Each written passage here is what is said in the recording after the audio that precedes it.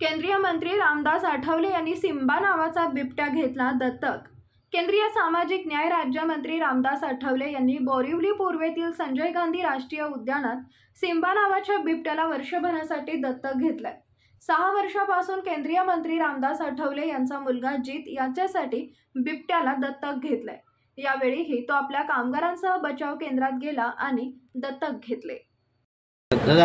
वाघाचा दत्तक घेतलाय का कसं? तो काय मराठी हिंदी मराठी पहिलं मराठी। तर आज या ठिकाणी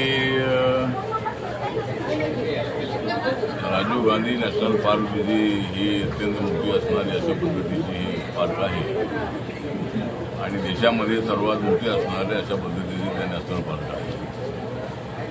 या ठिकाणी गेल्या 6 वर्षापासून आपण माझा मुलगा जो जीत आहे त्याच्या नावाने आपण या ठिकाणी जो पॅन्थर आहे चित्ता आहे त्याला अडॉप्ट करण्याचा जो कार्यक्रम आहे तो गेल्या 6 वर्षापासून आपण करतो। प्रत्येक वर्षाला आपण 1,20,000 रुपये जे त्यांचे वर्षभराचा सध्याचा पैसा आहे पैसे आम्ही भरत असतो आणि प्राण्यांना आपण जुदान दिलं पाहिजे, प्राण्यांना आपण सांभाळलं पाहिजे। प्राणी संग्रहालय जे आहे प्राणी संग्रहालय अत्यंत जंगल जे आहे ते अत्यंत उत्कृष्टाचं आहे।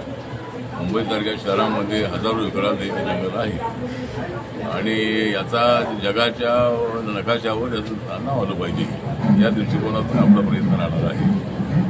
एकतर माझे सगळ्यांना आव्हान आहे प्राण्यांना आपण सांभाळलं पाहिजे आणि मी पॅन्थरच्या मुवमेंटमधून आलेलो आहे।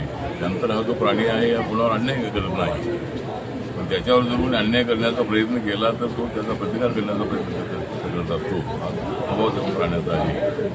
त्यामुळं दलित पॅन्थरची मुवमेंट आहे त्या मुवमेंटमधून मी आलेलो आहे। त्यामुळे पॅन्थरबद्दल त्याबद्दल आपल्याला नेहमीच अट्रॅक्शन राहिलेलं आहे। आमच्या सिम्बॉलवरती पॅन्थरचा जो